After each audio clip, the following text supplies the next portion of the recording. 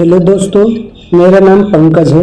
आज की स्टोरी मेरे एक फ्रेंड राहुल ने सेंड की है, तो आज उन्हीं की कहानी मैं अपनी जुबानी सुनाने जा रहा हूँ। राहुल के पास 4 दोस्तों का एक समूह था। इन चारों को घूमने का बहुत शौक है और खासकर भूतिया जगह पर जाने का। चारों को एक ही एडवेंचर पसंद है। कॉलेज खत्म होने के आखिरी 3 महीनों में इन चारों ने एक प्लान बनाया, उत्तराखंड में बसे एक भूतिया गांव में जाने का। चारों ने अपने घर में बात करके और घर वालों की आज्ञा लेकर चारों निकल पड़े अपनी सफर पर। चारों बहुत अच्छे घर से थे। सचिन ने प्लान बनाया, अपनी गाड़ी ले जाने के लिए वहां पापा को मनाएगा और थोड़ी मेहनत के बाद उसके पापा मान गए। सचिन अपनी एक्सयूवी लेकर निकल पड़ा उन तीनों को पिक करने के लिए। समीर के घर उसकी 2 रिलेटिव आ रखी थी जो उनकी उम्र की थी। उन दोनों ने भी साथ चलने के लिए जिद की, जिसका नाम ज्योति और सोनम था। और यह पांचों सचिन की गाड़ी में सवार हो गए और निकल पड़े उत्तराखंड की ओर। इनके शहर से उत्तराखंड का रास्ता 437 किलोमीटर था। 6 घंटे का लंबा सफर तय करके यह 6 लोग उत्तराखंड में प्रवेश किए। समीर, देखो यार, हम उत्तराखंड पहुंच आए हैं, कहीं रुक कर कुछ खा पी लेते हैं। मुझे तो बहुत भूख लगी है, पता नहीं आगे कुछ मिले या ना मिले। यह सचिन तो पता नहीं हमें कहाँ ले जा रहा है, वहाँ कुछ खाने के लिए मिलेगा भी या नहीं। ज्योति, यार तुझे सिर्फ भूख ही लगी है, इतना दुखी है तू। हम इतनी अच्छी जगह घूमने जा रहे हैं, तू यहाँ भी रो रहा है। सचिन, चिंता मत कर, 1 महीना नहीं खाएगा, इतना खाया हुआ रखा है। वैसे तू आया ही है हमारे साथ, अंजलि के साथ रहकर 2 दिन बिता लेता और घर पर बोल देता मैं इनके साथ घूमने गया था। सचिन की बात सुनकर गाड़ी में बैठे सब लोग हंसने लगे। तभी आकाश बोला, वह देखो पंजाबी ढाबा, चलो कुछ खाते हैं। सब तड़का ढाबे आ गए। ढाबे के मालिक सरदार जी ने सबका स्वागत करा और सबको टेबल और कुर्सी पर बिठाया। सब ने अपने अपने लिए बढ़िया से बढ़िया खाना ऑर्डर किया और खाकर निकलने की तैयारी करने लगे। उन्होंने ढाबे के पास एक खड़े आदमी से अपनी ग्रुप पिक्स निकलवाई और गांव की तरफ निकल पड़े। उत्तराखंड में यह गांव शहर से बहुत दूर पहाड़ी पर था। शहर से गांव की दूरी 175 किलोमीटर के आसपास थी। पहाड़ों पर सचिन ड्राइव करके थक गया था। उसने गाड़ी चलाने के लिए राहुल को बोला। राहुल गाड़ी चलाने लगा। यह उस गांव से पहले गांव में ठहरे। इस गांव में कोई भी इंसान नहीं था, बस एक फार्म हाउस था जो सचिन के अंकल का था। यह मेन सड़क से 5 किलोमीटर अंदर था। रात को वहां जाकर सो गए। इन्हें ध्यान नहीं दिया कि गांव में कोई नहीं है, ना ही फार्म हाउस का चौकीदार। अगले दिन सब उठकर मस्ती करने लगे और घूमने जाने के लिए जल्दी जल्दी तैयार हो गए। जैसे ही ये लोग गाड़ी में बैठे और सचिन ने गाड़ी स्टार्ट की, गाड़ी स्टार्ट नहीं हुई। उसने 5 से 6 बार कोशिश की लेकिन गाड़ी स्टार्ट नहीं हुई। उसने राहुल को बोला, अबे तूने क्या किया? राहुल, अबे साले मैंने क्या किया? तूने मुझे गाड़ी चलाने को दी और मैं ड्राइव करके यहाँ ले आया, मुझे क्या पता इस खटारा में क्या हुआ। सचिन, मुंह संभाल कर बात कर, खुद कभी गाड़ी खरीदा नहीं और मेरी महंगी गाड़ी को खटारा बोल रहा है। राहुल, तू भी कौन सा खरीद पाया है, ये तो तेरे पापा की गाड़ी है। सोनम ने दोनों को शांत कराया और कहा, यह सोचो अब क्या करना है, यहाँ पर बहुत ठंड है और हम वापस घर कैसे जाएंगे। तुम सब शांत हो जाओ, मेरे साथ चलो, कोई हम बाहर से मदद लेकर आते हैं। ज्योति ने यह बात सबसे कही और राहुल उसके साथ चलने को तैयार हो गया। ये चारों अब फार्म हाउस में बैठे थे और उन दोनों के आने का इंतजार कर रहे थे। इंतजार करते करते 3 बज गए पर दोनों का कुछ अता पता नहीं था। समीर और सचिन ने सोचा हम बाहर जाकर देखते हैं। उसने सोनम से कहा, तुम और आकाश यहीं रुको, अगर हम आधे घंटे में वापस नहीं आए तो तुम भी सड़क पर आ जाना, वहां से कोई ना कोई हेल्प तो मिल जाएगी। ये दोनों जैसे ही बाहर निकले, सामने से ज्योति और राहुल आते हुए दिखाई दिए। उनके साथ एक तीसरा व्यक्ति भी था। उन्होंने आकर बताया, यह मैकेनिक है। मैकेनिक ने किसी को नहीं देखा और गाड़ी ठीक करने लग गया। गाड़ी ठीक होते होते 6 बज गए और इनका आज का दिन भी ऐसे ही निकल गया। रात को इन लोगों ने फार्म हाउस के बाहर बोन फायर लगाया और अपने अपने बारे में बताने लगे। बात करते करते भूतिया किस्सा सुनाने लगे। आकाश, तुम लोगों को पता है, मेरे पापा एक बार शहर से अपने गांव आ रहे थे। अकेले वहां पर उनको एक आदमी मिला और उसने कहा, मैं तुम्हें कम दूरी वाले रास्ते से ले जाता हूं। और मेरे पापा उसके साथ चल दिए। थोड़े दूर जाकर मेरे पापा ने उसके पैर देखे जो उल्टे थे और मेरे पापा वहां से भाग आए। राहुल, अबे वह भूत नहीं था, तेरा कोई रिश्तेदार होगा। सब खिलखिलाकर हंसने लगे। तभी पीछे से किसी के हल्के हल्के हंसने की आवाज आई ज्योति को, और उसने पीछे मुड़कर देखा। वो सहम गई। उसने किसी को जाहिर नहीं होने दिया। सब अपनी अपनी बातें करने लगे और भूतों के बारे में बताने लगे। लगभग 11 बजे ये सब अपने कमरे में चले गए। रात के 3:30 बजे राहुल ने आकाश को उठाया और कहा, मुझे बाहर से कुछ लोगों की आवाज आ रही है, चल देख कर आते हैं, क्या पता कोई मदद मिल जाए। ये दोनों बिना बताए बाहर से दरवाजा बंद करके निकल गए। फार्म हाउस से सड़क की ओर चलते हुए कच्चे रास्ते पर राहुल आगे चल रहा था और आकाश पीछे। आकाश, अबे साले, तुझे कहां से आवाज आ रही है? मुझे तो अब तक कोई आवाज नहीं आई। इतनी ठंड में मेरी कुल्फी जमाने के लिए ले आया। चल बे चल, वापस चल, मुझे नहीं जाना तेरे साथ कहीं, और तूने किसी को जगाने भी नहीं दिया। इतने अंधेरे में तो साले मेरे दिमाग की नसें फट रही हैं। आकाश बोलता गया और राहुल ने कोई जवाब नहीं दिया और वह चुपचाप चलता रहा। 1 किलोमीटर चलने के बाद राहुल बोला, अपने फोन की लाइट जला। आकाश ने अपने फोन की लाइट जला ली और चलने लगा। राहुल उससे 10 कदम आगे था और आकाश के फोन की लाइट राहुल पर पड़ रही थी। आकाश की नजर राहुल के पैरों पर पड़ी जो उल्टे थे। आकाश समझ चुका था कि कुछ गलत है और वह बोलने लगा, मैं फोन की लाइट बंद कर रहा हूँ, तेरे चक्कर में मुझे मच्छर परेशान कर रहे हैं। फोन की लाइट बंद करते ही आकाश पीछे मुड़ गया और चुपचाप फार्म हाउस तक आ गया। फार्म हाउस के गेट पर पहुंचकर उसने देखा कि गेट अंदर से बंद है, जबकि दरवाजा में बाहर से बंद करके गया था। वह जोर जोर से दरवाजा पीटने लगा। सचिन ने उठकर दरवाजा खोला और कहा, तो बाहर कैसे गया? और आकाश ने चुपचाप अंदर रूम में आकर देखा तो राहुल अपने बिस्तर पर सो रहा है। इतनी ठंड में वह पसीना पसीना हो गया। दूसरे कमरे में लड़कियों को उठाया और इधर लड़कों को उठाया और सारी कहानी कह डाली।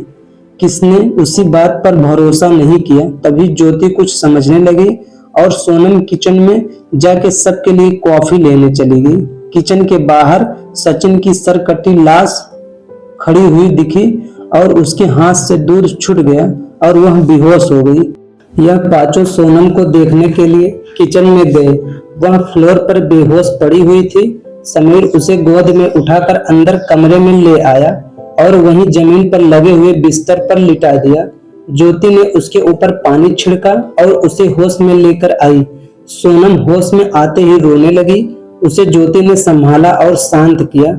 सोनम, सचिन तुम जिंदा हो? मैंने बाहर तुम्हें देखा, तुम्हारी सर कटी हुई लाश किचन के बाहर खड़ी हुई थी। इन सबको एक दूसरे की बातों पर भरोसा होने लगा और इन सब ने वहां से भागने की तैयारी करी और उसी समय अपने बैग पैक कर लिए और वहां से निकलने लगे। सब लोग गाड़ी में आकर बैठ गए और सचिन ने गाड़ी स्टार्ट की। ये लोग जिस हालत में थे, फार्म हाउस में थे, उसी कपड़ों में बाहर निकल गए। उन्होंने गर्म कपड़े नहीं पहने थे। इनके वहां से निकलते ही फार्म हाउस की सारी लाइट अपने आप बंद हो गई। 5 किलोमीटर का रास्ता इन्होंने 3 घंटे में पार किया। इनको रास्ता नहीं मिल रहा था मेन सड़क पर जाने का। किसी तरह ये लोग वहां से मेन सड़क पर पहुंच गए और शहर की तरफ वापस आने लगे। वहां से शहर का रास्ता 175 किलोमीटर था। इन लोगों की गाड़ी में इतना पेट्रोल था कि आराम से शहर तक पहुंच सके। सचिन ड्राइव कर रहा था और लगभग 50 किलोमीटर चलने के बाद इन्हें 3 आदमी दिखे जो आग ताप रहे थे। इन्होंने उनसे मदद मांगने की सोची। उन्होंने उन 3 आदमियों को सारी कहानी बताई उन तीनों ने इनकी बात पर यकीन कर लिया। एक आदमी ने कहा, आप इस वक्त शहर नहीं जा सकते क्योंकि पास वाली चौकी पे रास्ता बंद है। जंगली जानवरों के कारण आप हमारे गांव चले। और यह तीनों आगे आगे चलने लगे। पीछे इनकी गाड़ी धीरे धीरे चल रही थी। आधा घंटा उसी दिशा में चलने के बाद ये लोग फिर फार्म हाउस के बाहर खड़े थे और वह तीनों आदमी जो इनकी गाड़ी के आगे थे, इन्होंने पीछे मुड़कर देखा तो सिर्फ कपड़े टंगे हुए लग रहे थे, अंदर शरीर नहीं था। यह देखकर सोनम फिर बेहोश हो गई, उसको बुखार आ गया। अचानक किसी ने गाड़ी की हेडलाइट तोड़ दी। किसी तरह लोग फोन की लाइट से दोबारा मेन सड़क पर आ गए। गाड़ी कुछ ज्यादा ही गर्म हो गई थी, जो आगे बढ़ ही नहीं रही थी और इनको पानी की जरूरत थी। इनके पास जितना पीने का पानी था इन्होंने सब गाड़ी में डाल दिया। गाड़ी को ठंडा होने में लगभग 1 घंटा लग गया। अभी सुबह के 4:30 बज रहे थे। पहाड़ होने की वजह से घोर अंधेरा था और यह लोग अपनी गाड़ी लॉक करके अंदर बैठे हुए थे। उसी वक्त इनकी गाड़ी की छत पर कुछ बहुत तेज गिरा। यह सब बहुत बुरी तरह डर गए, लेकिन बाहर निकलने की हिम्मत किसी की भी नहीं हो रही थी। हिम्मत करके सचिन और राहुल बाहर निकले और फोन की लाइट से देखा, यह तो मैकेनिक की लाश थी। यह दोनों बहुत बुरी तरह घबरा गए और अंदर आकर बैठ गए। इन्होंने सबको बताया कि मैकेनिक की लाश गाड़ी की छत पर है। ज्योति, अगर हमें किसी ने इस लाश के साथ देख लिया तो हम बहुत बुरी तरह फंस जाएंगे। समीर, एक काम करते हैं, इस लाश को नीचे खाई में गिरा देते हैं। राहुल, सचिन, समीर ने मिलकर यह लाश खाई में गिरा दी। ज्योति, सोनम और आकाश भी गाड़ी के बाहर ही खड़े हुए थे। तभी सामने से इन्होंने पुलिस की गाड़ी आती दिखी, जिसमें 2 पुलिस वाले बैठे थे। इनकी गाड़ी के पास अपनी जीप रोकी और पूछा, तुम सब इतने घने जंगल में क्या कर रहे हो? तुम्हें पता है आसपास यहाँ कोई भी गांव नहीं है और कोई भी इंसान नहीं है। तुम यहाँ सब क्या कर रहे हो? सचिन, सर हम अपने फार्म हाउस पर आए थे और यहाँ फंस गए हैं। हमारी गाड़ी निकल नहीं पा रही है। पुलिस वाला, क्या तुम 100 नंबर पर कॉल नहीं कर सकते? ज्योति, सर हम सब इतना ज्यादा परेशान हो गए थे, हमारे दिमाग में नहीं आया कि हम आपको फोन करके बुला लें। दूसरा पुलिस वाला, क्या तुम्हें पता है यहाँ पर छलावा रहता है जो तुम्हें किसी भी रूप में मिल सकता है? तुम लोगों को अपनी जान की परवाह नहीं। समीर, सर इतनी रात को आप भी तो यहाँ पर घूम रहे हो, आपको छलावा का डर नहीं? पहला पुलिस वाला, क्या तुमने देखा नहीं हमारी जीप के आगे महाकाल का त्रिशूल लगा हुआ है और साथ ही माँ काली की चुन्नी बंधी है। जब तक हम दोनों इस जीप में बैठे हुए हैं, छलावा हमारा कुछ नहीं बिगाड़ सकता। वह हमें किसी के रूप में दिख भी नहीं सकता। तभी हमने तुम्हें देखकर गाड़ी रोकी। तुम लोग अब तक जिंदा कैसे हो? यह सुनकर सब चौंक गए कि पुलिस वाले ऐसी बात क्यों कर रहे हैं और उन्होंने पुलिस वालों से मदद मांगी। ज्योति, सर प्लीज हमारी मदद कीजिए, हमें किसी तरह हमारे घर पहुंचा दीजिए। हम अपने घर पर बात नहीं हो पा रही है।